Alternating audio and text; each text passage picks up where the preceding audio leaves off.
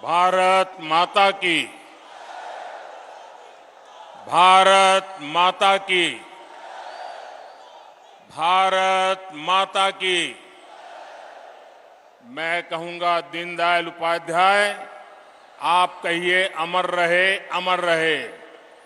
दीनदयाल उपाध्याय, दीनदयाल उपाध्याय, दीनदयाल उपाध्याय। मंच पर विराजमान सभी भारतीय जनता पार्टी के वरिष्ठ नेतागण और मेरे परम साथी और विशाल संख्या में पधारे हुए मेरे परिवारजनों,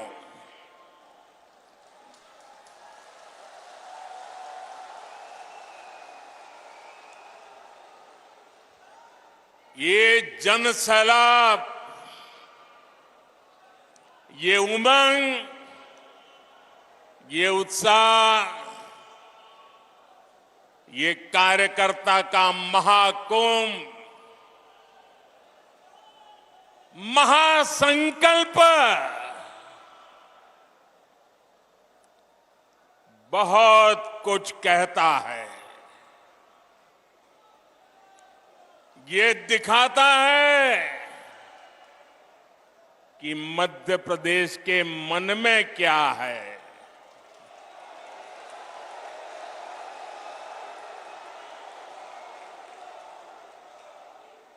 ये दिखाता है नई ऊर्जा से भरी हुई भाजपा। ये दिखाता है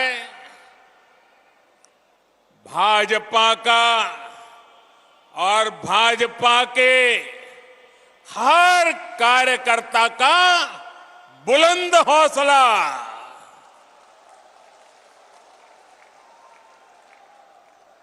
मेरे परिवारजनों,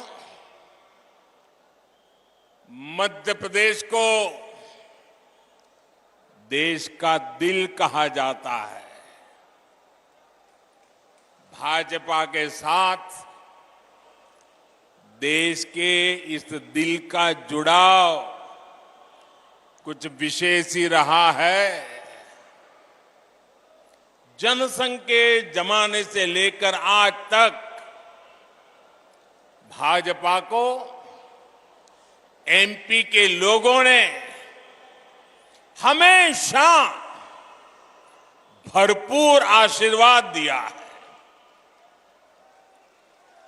अटल जी, कुशाभाऊ ठाकरे, कैलाश जोशी, प्यारेलाल खंडेलवाल, राजमाता विजयाराजे सिंधिया जी, सुंदरलाल पटवा जी, वीरेंद्र सकलेचा जी, मध्य प्रदेश से निकले ऐसे अनेक महान व्यक्तित्वों ने हमें आज यहां तक पहुंचाया है। ऐसे अनेकों लोगों का तप और त्याग आज भी भाजपा के हर कार्यकर्ता को प्रेरित करता है। इसलिए मध्य प्रदेश सिर्फ भाजपा के विचार का ही नहीं, बल्कि विकास के विजन का भी महत्वपूर्ण केंद्र है। इसलिए आज जब देश अमृतकाल की नई विकास यात्रा पर निकला है, तब मध्य प्रदेश की भूमिका और महत्वपूर्ण हो गई है। मेरे परिवारजनों, मध्य प्रदेश में भाजपा की सरकार को लगभग 20 साल पूरे हो चुके हैं। यानी जो युवा इस बार के चुनावों में पहली बार वोट डालेंगे, उन्होंने भाजपा की सरकार को ही देखा है। ये युवा सौभाग्यशाली है कि इन्होंने एमपी में कांग्रेस का वो बुरा शासन, वो बुराइयां उन्होंने देखी नहीं है। एमपी में कांग्रेस के शासन की पहचान थी कुनीति, कुशासन और करोड़ों का करप्शन। आजादी के बाद मध्य प्रदेश में लंबे समय तक कांग्रेस का ही शासन रहा, लेकिन कांग्रेस ने साधन संपन्न मध्य प्रदेश को, समर्थ युवाओं वाले मध्य प्रदेश को बीमारू बना दिया। दोस्तों, बीमारू बना दिया। यहां के युवाओं ने कांग्रेस के जमाने की खराब कानून व्यवस्था नहीं देखी। यहां के युवाओं ने इस दौर की खस्ता हाल सड़कें नहीं देखी। यहां के युवाओं ने अंधेरे में जीने को मजबूर गांव और शहर नहीं देखे। अपने हर कार्यकाल में भाजपा ने एमपी को नई ऊर्जा के साथ नई ऊंचाई पर ले जाने का प्रयास किया है। इसलिए यहां के युवाओं ने भाजपा का सुशासन ही देखा है। उन्होंने चारों तरफ से विकास करता मध्य प्रदेश ही देखा है। उन्होंने मध्य प्रदेश को देश के अग्रणी गेहूं उत्पादक राज्यों के रूप में देखा है। उन्होंने मध्य प्रदेश को शिक्षा के उभरते केंद्र के रूप में देखा है। और इसलिए आने वाले चुनाव बहुत अहम है। हमें ध्यान रखना है कि विकास का जो रास्ता एमपी के लोगों ने बनाया है, उस विकास की गाड़ी सड़क से उतर नहीं, भटके नहीं, उतरे नहीं और अटके भी नहीं। हम अपने आसपास देख रहे हैं कि जब इन्हें राजस्थान में मौका मिला तो कैसे कांग्रेस वहां सिर्फ बर्बादी लाई। हमने महाराष्ट्र में देखा है कि कैसे कांग्रेस ने, गठबंधन ने शामिल होकर लूट को ही अपना नंबर 1 काम बना दिया। साथियों, मध्य प्रदेश के विकास के लिए आने वाले कुछ साल बहुत ही महत्वपूर्ण है। आज पूरी दुनिया से भारत में निवेश आ रहा है, अलग अलग राज्यों में आ रहा है। ये समय भारत को, मध्य प्रदेश को विकसित मध्य प्रदेश बनाने का है, विकसित भारत बनाने का है। इतने महत्वपूर्ण समय में अगर कांग्रेस जैसी परिवारवादी पार्टी हजारों करोड़ों के घोटाले का इतिहास रचने वाली पार्टी, वोट बैंक का तुष्टीकरण करने वाली पार्टी को जरा भी मौका मिल गया तो मध्य प्रदेश को बहुत बड़ा नुकसान होगा। भाइयों बहनों, मैं जरा एक सवाल पूछता हूं आपको। मैं कहता हूं जहां जहां कांग्रेस गई है उस राज्य को बर्बाद कर दिया है। क्या आपको लगता है मध्य प्रदेश को भी यही करेंगे वो? आपको लगता है मध्य प्रदेश का भी यही हाल करेंगे? मध्य प्रदेश को बचाना चाहिए, नहीं बचाना चाहिए? कांग्रेस के हाथों नहीं जाने देना चाहिए ना, लूटने नहीं देना चाहिए ना, तबाही नहीं करने देनी चाहिए ना। कांग्रेस एक बार फिर एमपी को बीमारू बना देगी। मैं आपसे जानना चाहता हूं, क्या आप एमपी को फिर से बीमारू बनाना चाहते हो? मुझे पूरी ताकत से जवाब चाहिए। क्या एमपी को फिर से बीमारू बनाना चाहते हो? क्या आप एमपी के युवाओं के भविष्य को तबाह करना चाहते हो?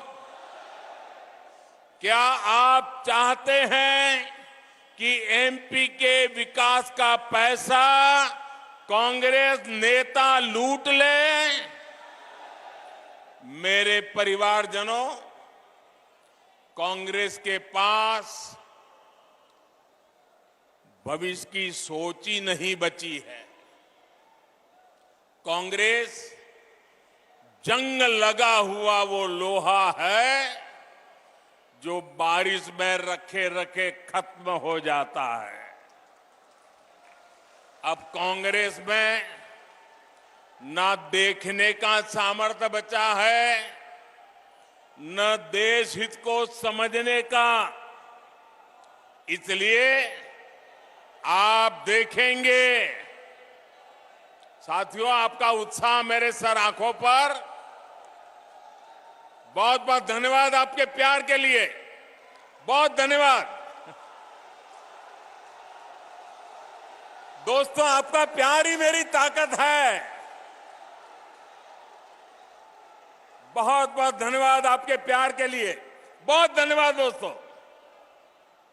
साथियों, आप देखेंगे कि कांग्रेस विकसित भारत से जुड़े हर प्रोजेक्ट की आलोचना करती है।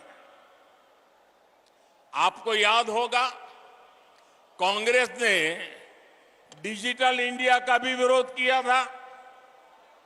आज भारत के यूपीआई से पूरी दुनिया मंत्रमुग्ध है। भारत में रिकॉर्ड डिजिटल लेन देन हो रहे हैं, लेकिन कांग्रेस को ये भी पसंद नहीं है। साथियों, भाजपा आज आधुनिक सड़कें, आधुनिकतम सड़कें, चौड़े हाईवे, एक्सप्रेसवे बना रहा है, लेकिन कांग्रेस इसकी आलोचना करती है।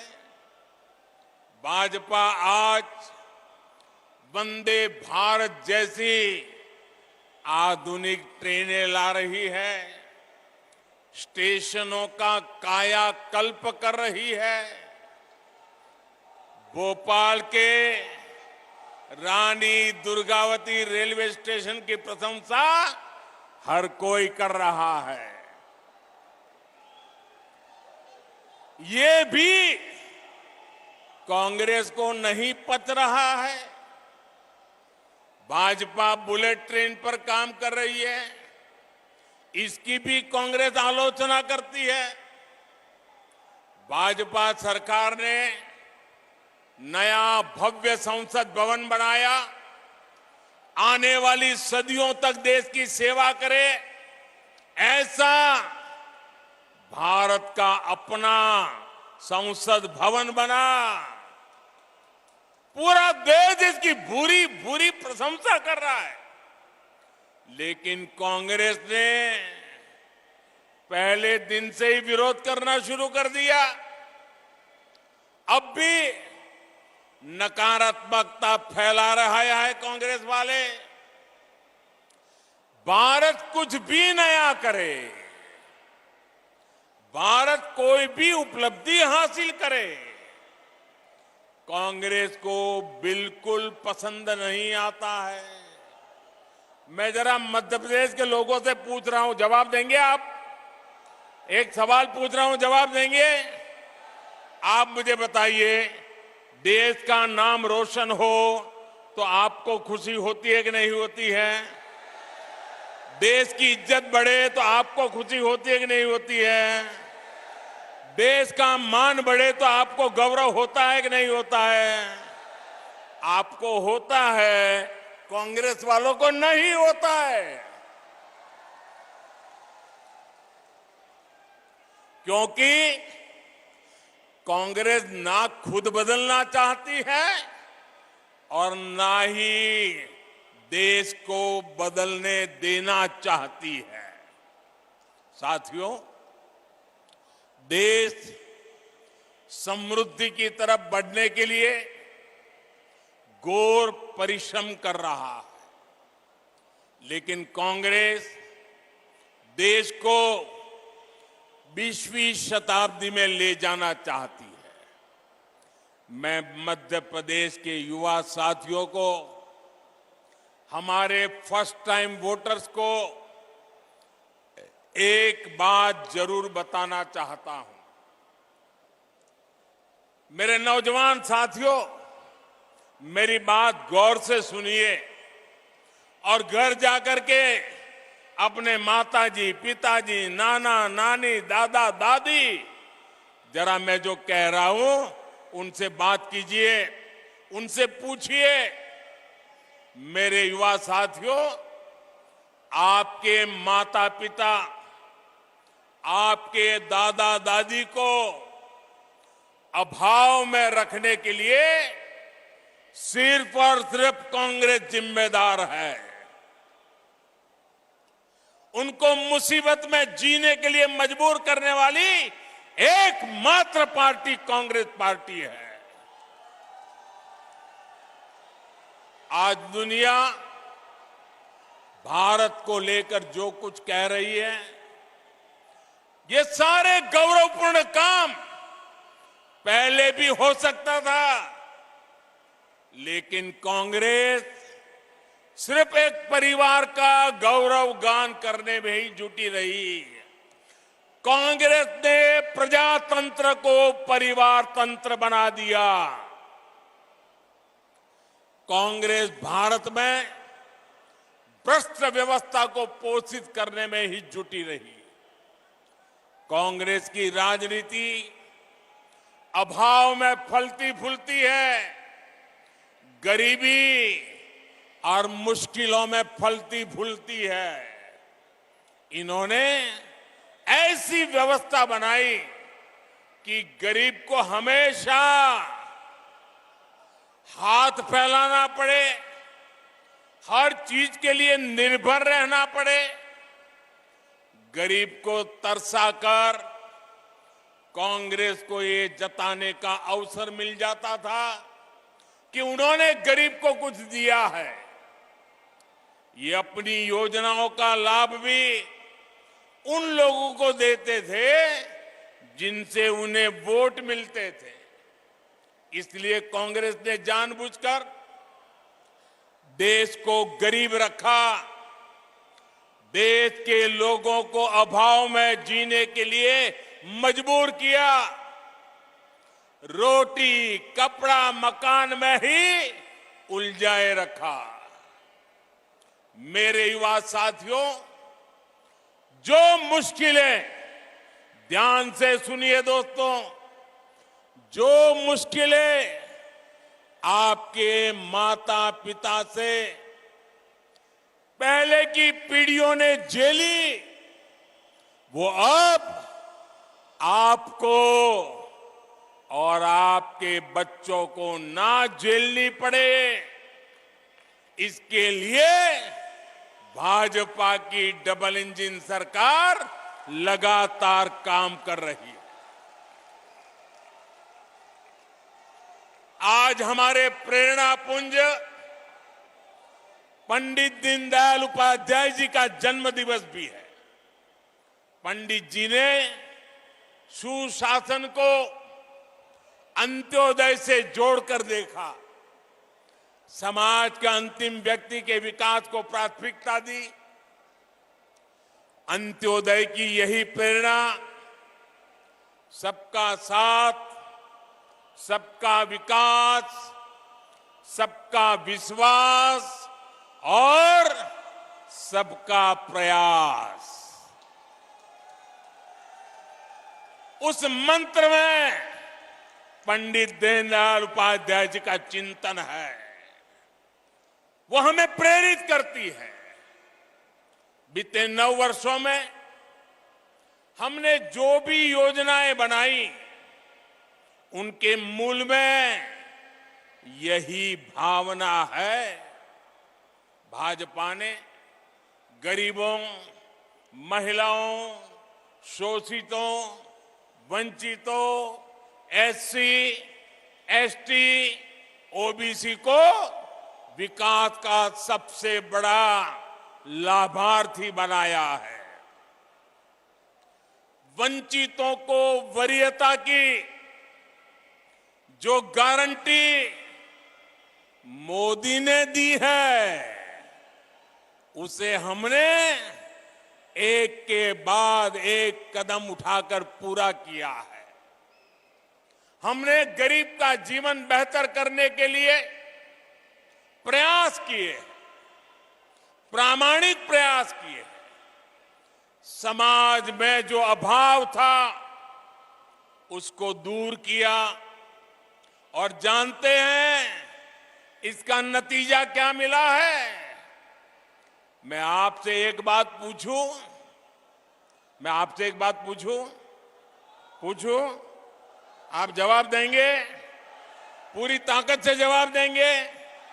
वहां के दूर दूर के लोग भी देंगे? आपको पता है ना कि कांग्रेस ने 50 साल पहले गरीबी हटाओ का नारा दिया था। मैं फिर आपसे पूछूंगा, 50 साल पहले गरीबी हटाओ का नारा किसने दिया था? किसने दिया था? किसने दिया था? क्या कांग्रेस ने अपना वायदा पूरा किया? कांग्रेस ने वादा पूरा किया। अब मैं आपको एक और आंकड़ा बताना चाहता हूं। बताऊं? आंकड़ा याद रखोगे? पक्का याद रखोगे? सुनिएगा, ये आंकड़ा है 13.5 करोड़। कितना? कितना? कितना? जरा जोर से बोलिए, कितना? 13.5 करोड़। ये मध्य प्रदेश की कुल आबादी से भी ज्यादा है। भाजपा सरकार के 5 साल में ही देश में 13.5 करोड़ लोग गरीबी से बाहर निकले हैं। ये सुनकर के आपको आनंद होता है कि नहीं होता है? आपका उत्साह बढ़ता है कि नहीं बढ़ता है? गरीबों का कल्याण करना अपना काम है कि नहीं है? हम अपना काम पूरा कर रहे हैं कि नहीं कर रहे हैं? साथियों, ये जो 13.5 करोड़ की मैं बात कर रहा हूं ना, मतलब कि एमपी की कुल आबादी से भी ज्यादा लोग भाजपा सरकार ने देश में गरीबी से बाहर निकाले हैं। मेरे प्यारे मध्य प्रदेश के भाइयों बहनों, मेरे प्यारे देश के भाइयों बहनों, ये ये मोदी की गारंटी का नतीजा है।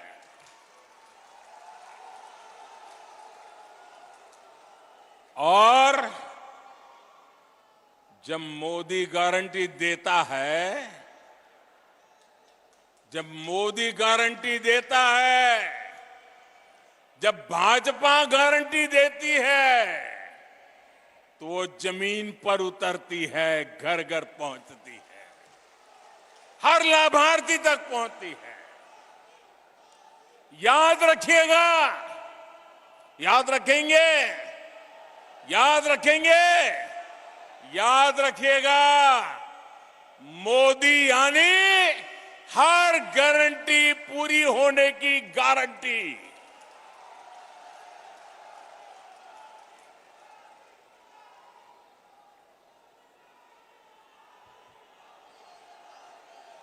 मेरे परिवारजनों, आज यहां बड़ी संख्या में मेरी बहनें और बेटियां आई हुई हैं। मैं मध्य प्रदेश की बहनों को याद दिलाने आया हूं कि मोदी ने आपको जो गारंटी दी थी, वो भी पूरी हो गई है। कुछ दिन पहले ही लोकसभा और राज्यसभा में माताओं, बहनों, बेटियों के लिए 33% सीटें आरक्षित करने का कानून पारित हुआ। नारी शक्ति वंदन अधिनियम देश ने नया इतिहास रच दिया है। दशक से देश की माताएं, बहनें इसका इंतजार कर रही थी, बल्कि ये तक कहा जाने लगा कि शायद ये कभी नहीं हो पाएगा। आखिर मोदी है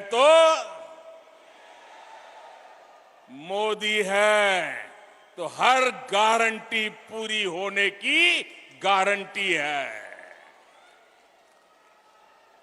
लेकिन भाइयों और बहनों, आज मैं मध्य प्रदेश सहित पूरे देश की बहनों को सावधान भी करना चाहता हूं।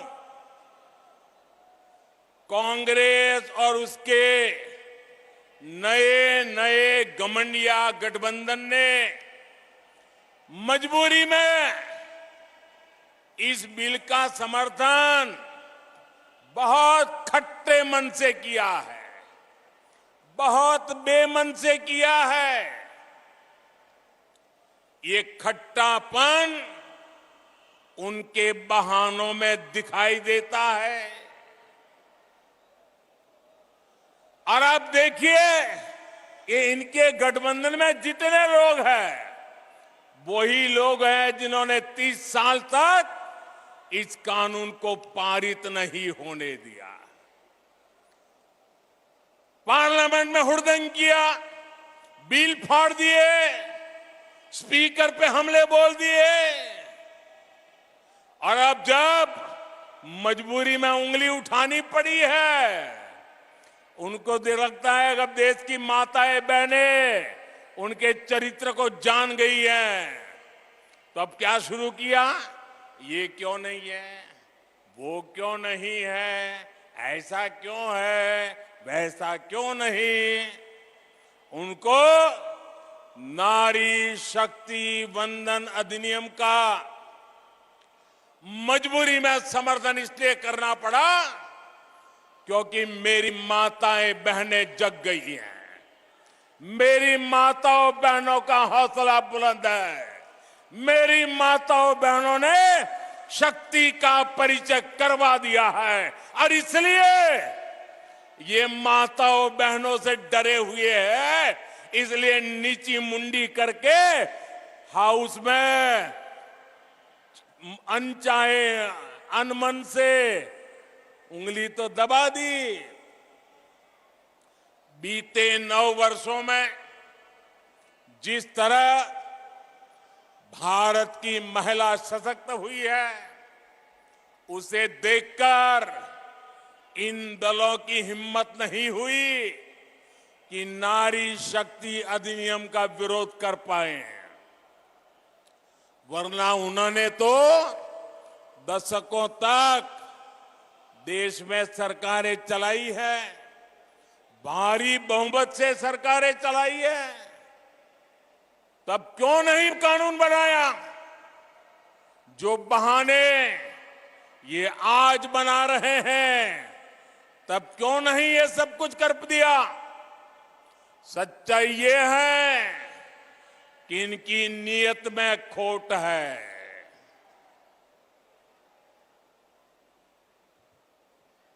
इसलिए मौका मिलते ही, मेरी माताएं बहनें मेरे शब्द याद रखना, मौका मिलते ही एक घमंडिया गठबंधन के लोग माताओं बहनों को धोखा देने का तय करके बैठे हैं, तैयार बैठे हैं। कांग्रेस के घमंडिया साथी वही है जिन्होंने इस कानून को रोकने के लिए हर मर्यादा तोड़ी है। इनकी वो सोच आज भी नहीं बदली है। आपको मैं एक और बात कहना चाहता हूं। ये लोग बहुत बौखलाए हुए हैं। ये अब एक नया खेल खेलेंगे, पक्का मानिए। और नया क्या खेल खेलेंगे? ये नारी शक्ति को बांटने की पूरी कोशिश करेंगे। नारी शक्ति एक न हो, इसलिए भांति भांति की अफवाहें फैलाएंगे। इसलिए देश की हर माता बहन बेटी को सावधान रहना होगा, सतर्क रहना होगा और एकजुट रहना ही होगा।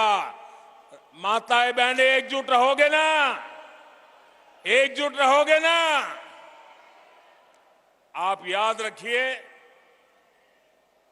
ये वही लोग हैं जिन्होंने देश की पहली आदिवासी महिला राष्ट्रपति द्रौपदी मुर्मू जी को राष्ट्रपति बनने से रोकने का भरसक प्रयास किया।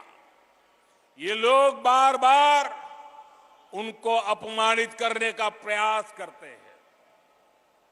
ये वही लोग हैं जिन्होंने देश की सेनाओं के अग्रिम मोर्चों में बेटियों की एंट्री को रोक कर रखा था।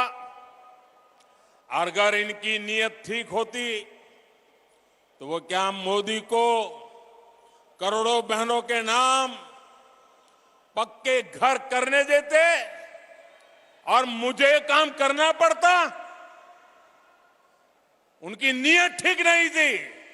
आज वो काम मुझे करना पड़ रहा है, आजादी के इतने सालों के बाद करना पड़ रहा है। इनको नहीं दिखता था कि सब कुछ पुरुष के नाम पर है, महिलाओं के नाम पर कुछ नहीं। अगर इनकी नीयत महिला हित की होती तो क्या मोदी को आकर के करोड़ों टॉयलेट बनाने पड़ते? क्या टॉयलेट नहीं बना सकते थे लोग? वो काम भी मुझे करना पड़ा। उनकी नीयत में खोट थी। अंधेरे का इंतजार करती माताओं बहनों को देखकर इनकी आंखों में क्यों पानी नहीं आता था? इनकी नीयत ठीक होती तो बहनों को धुएं में जीने को मजबूर होना न पड़ता। करोड़ों बहनों तक गैस सिलेंडर पहुंचाने की मेहनत मोदी को क्यों करनी पड़ी? ये महिलाओं के हितैषी होते तो महिलाओं को पानी की बूंद बूंद के लिए दशकों तक तरसा कर ना रखते।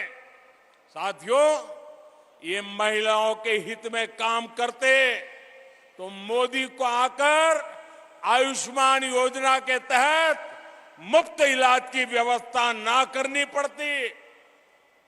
ये अगर महिला हितैषी होते तो हमें बेटियों को बचाने और उन्हें पढ़ाने के लिए आवाज ना उठानी पड़ती।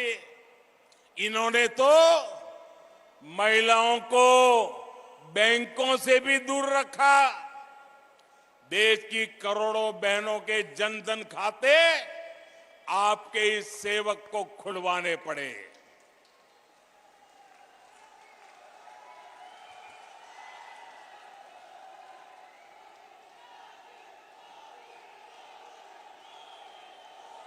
हमारी कोशिश यही थी कि बहनों की समृद्धि का रास्ता खुले, बेटियां अपने पैरों पर खड़ी हो सके। इसलिए मैं देश के हर माता बहन बेटी से कहूंगा कि कोई कितनी भी कोशिश कर ले, आपको भ्रमित नहीं होना है। हमने कठिन रास्ता पार किया है। ये महिलाओं की भागीदारी के विस्तार की शुरुआत है, एक सार्थक बदलाव का शुभारंभ है। मेरे परिवारजनों, कांग्रेस आज भी उसी पुराने ढर्रे, उसी पुरानी मानसिकता पर चल रही है। चांदी का चम्मच लेकर पैदा हुए इनके नेताओं के लिए गरीब का जीवन मायने नहीं रखता है। कांग्रेस नेताओं के लिए गरीब का जीवन एक एडवेंचर टूरिज्म है। कांग्रेस के नेताओं के लिए गरीब की बस्ती पिकनिक मनाने का, वीडियो शूटिंग कराने का लोकेशन बन गई है। कांग्रेस के लिए गरीब किसान का खेत फोटो सेशन का मैदान बन गया है। इन्होंने अतीत में भी यही काम किया। देश विदेश के अपने दोस्तों में इन्होंने भारत की गरीबी का मखौल उड़ाया और आज भी यही कर रहे हैं। जबकि भाजपा की सरकार भारत को भव्य भी बना रही है और यही भव्य तस्वीर दुनिया के सामने सीना तान करके दिखा भी रहे हैं। कांग्रेस और भाजपा के बीच का यही अंतर हमें बूथ बूथ में हर वोटर को बताना है, हर मतदाता को समझाना है। समझाओगे? जरा दोनों हाथ ऊपर करके बताइए, समझाओगे? पोलिंग बूथ में हर घर जाओगे?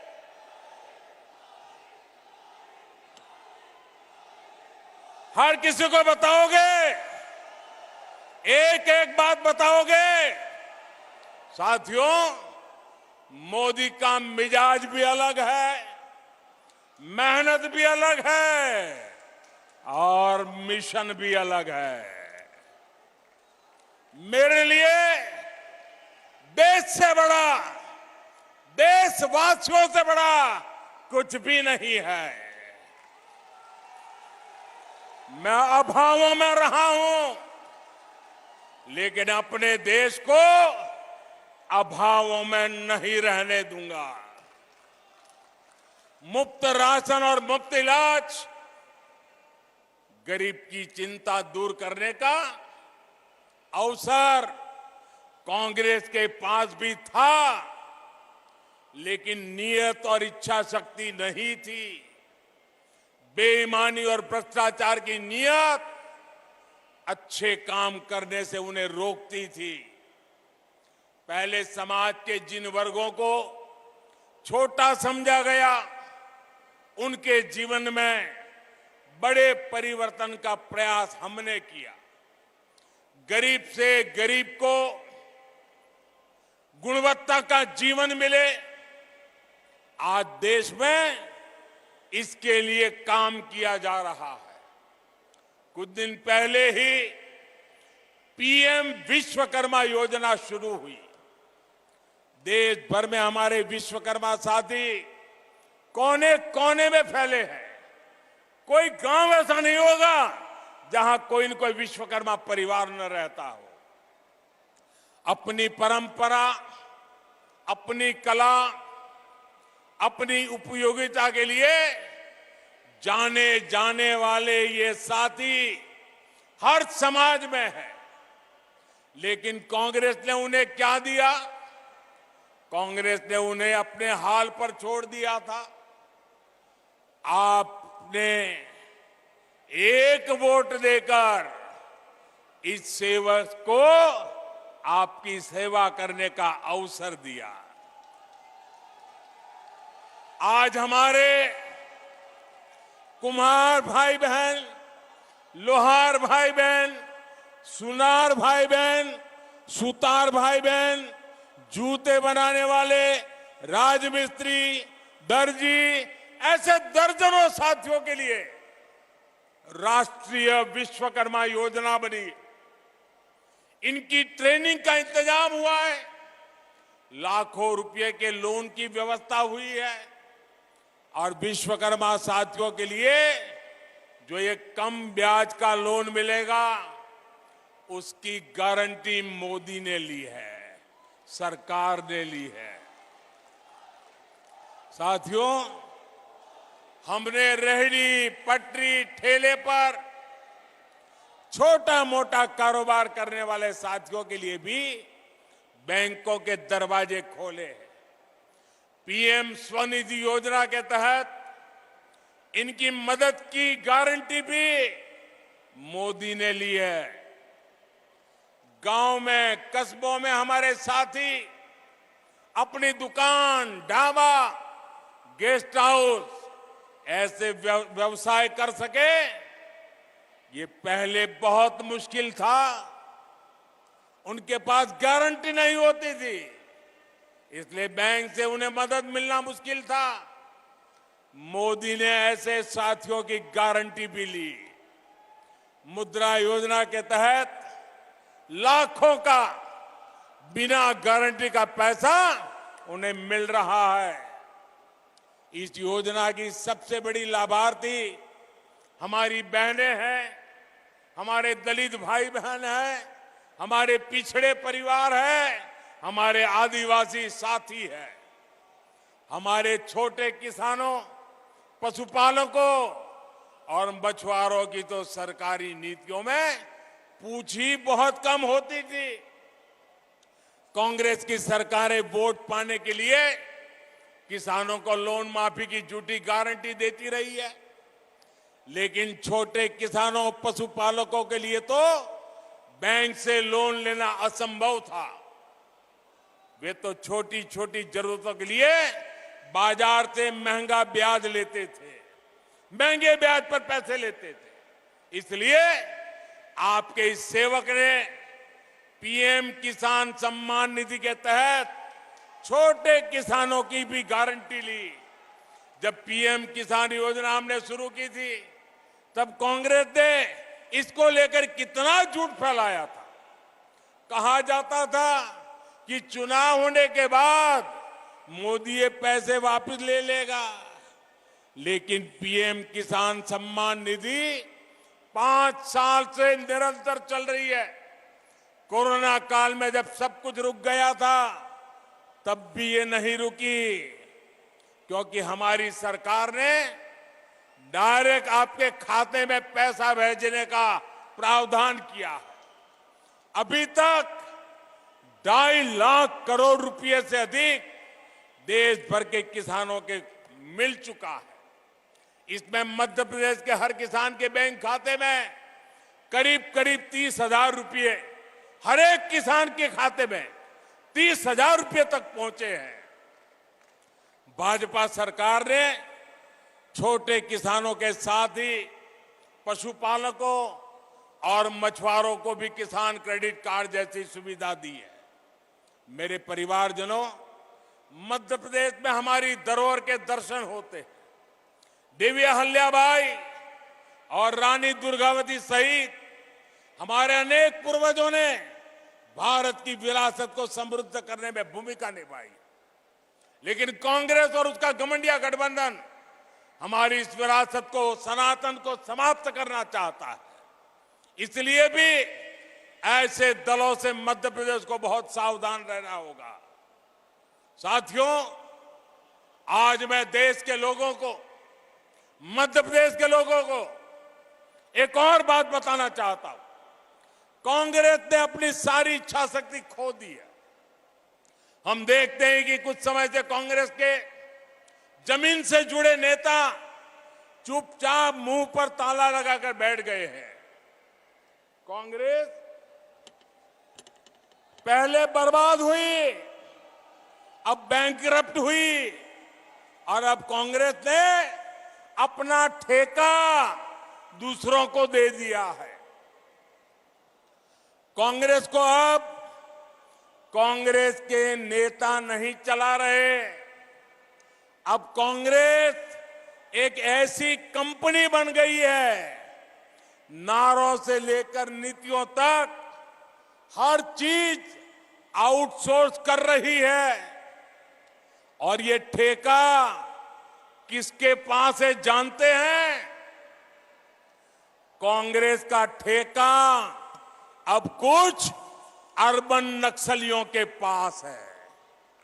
कांग्रेस में अब अर्बन नक्सलियों की ही चल रही है। ये ग्राउंड पर कांग्रेस का हर कार्यकर्ता महसूस कर रहा है। इसलिए कांग्रेस जमीन पर भी लगातार खोखली हो रही है। मेरे परिवारजनों, आज भारत एक बहुत ही महत्वपूर्ण कालखंड में प्रवेश कर चुका है। पूरा विश्व कह रहा है कि ये भारत का कालखंड है। हर देश भारत से मित्रता करना चाहता है। हर निवेशक भारत में अवसर देख रहा है। हमारे चंद्रयान का गौरवगान पूरा विश्व कर रहा है। कुछ दिन पहले हुए G20 सम्मेलन में भारत की भूमिका और सशक्त हुई है। ये इसलिए हो रहा है क्योंकि आपने देश में एक स्थिर और मजबूत सरकार चुनी। आपने ऐसी सरकार चुनी जो चुनौतियों को चुनौती दे सकती है। 1000 वर्ष की गुलामी के कालखंड में हमने जो आत्मविश्वास खोया, आज भारत उस आत्मविश्वास को पुनः जी रहा है। आज हम जो फैसले लेंगे वो आने वाले 1000 साल के हमारी यात्रा को तय करने वाले हैं। ये सब कुछ मध्य प्रदेश की भागीदारी के बिना संभव नहीं है। विकसित भारत के लिए मध्य प्रदेश का विकसित होना बहुत आवश्यक है। ऐसा विकसित मध्य प्रदेश जहां हर व्यक्ति, हर परिवार का जीवन वैसा ही हो जैसा विकसित देशों में हमने देखा है। हमें ऐसे मध्य प्रदेश का निर्माण करना है जो छोटी छोटी जरूरतों का मोहताज ना रहे। हमें मध्य प्रदेश को नए अवसरों की धरती बनाना है। इसके लिए ये जरूरी है कि आने वाले 5 वर्ष के लिए यहां फिर से भाजपा सरकार बने, पूर्ण बहुमत की स्थिर भाजपा सरकार बने। भाजपा के पास रोड मैप भी है और उसे जमीन पर उतारने की इच्छा शक्ति भी है। इसलिए मध्य प्रदेश के हर कार्यकर्ता की जिम्मेदारी बहुत बड़ी है। हमें विधानसभा ही नहीं बल्कि हर बूथ जीतना है। हर बूथ पर लोगों का दिल जीतना है। बूथ का हर कार्यकर्ता हमारा उम्मीदवार है, क्योंकि उसकी पहचान कमल है, उसकी शान कमल है, उसका निशान कमल है। इसलिए हर कार्यकर्ता को जी जान से जुटना है। मुझे आप सभी के सामर्थ्य पर पूरा भरोसा है। साथियों, आज मैं एक और आग्रह भी करना चाहूंगा। आने वाले 2 अक्टूबर को पूज्य बापू की जन्म जयंती है। इससे पहले 1 अक्टूबर को स्वच्छता से जुड़ा बहुत बड़ा कार्यक्रम पूरे देश पे होने वाला है। मेरा मध्य प्रदेश के हर परिजन से आग्रह रहेगा कि आप सभी उत्साह और उमंग के साथ इस स्वच्छता के कार्यक्रम में जुड़िए। अब आप सभी त्योहारों की भी तैयारी कर रहे हैं। हमें वोकल फॉर लोकल याद रखना है। हमें खादी के वस्त्र खरीदने हैं। जो भी गिफ्ट हम खरीदे वो लोकल हो, जो भारत में बना हो। ये बात हमें कभी भी भूलनी नहीं है। मेरे प्यारे भाइयों बहनों, आप इतनी बड़ी तादाद में आशीर्वाद देने के लिए आए। मैं आपका हृदय से बहुत बहुत आभार व्यक्त करता हूं। मेरे साथ बोलिए, भारत माता की, भारत माता की।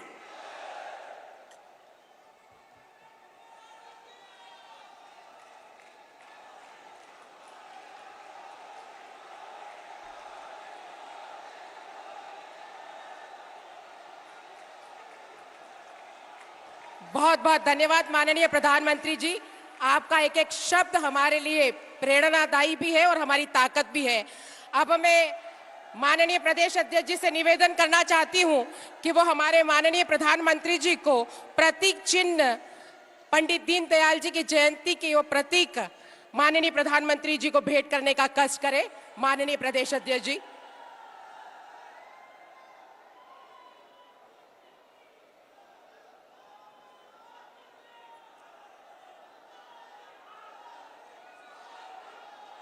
अब मैं आज के अंतिम कड़ी आभार प्रदर्शन के लिए राष्ट्रीय सचिव माननीय लाल सिंह आर्य जी से निवेदन करती हूं कि वो इस जन आशीर्वाद यात्रा के समापन अवसर पर कार्यकर्ता महाकुंभ का आभार प्रदर्शित करें।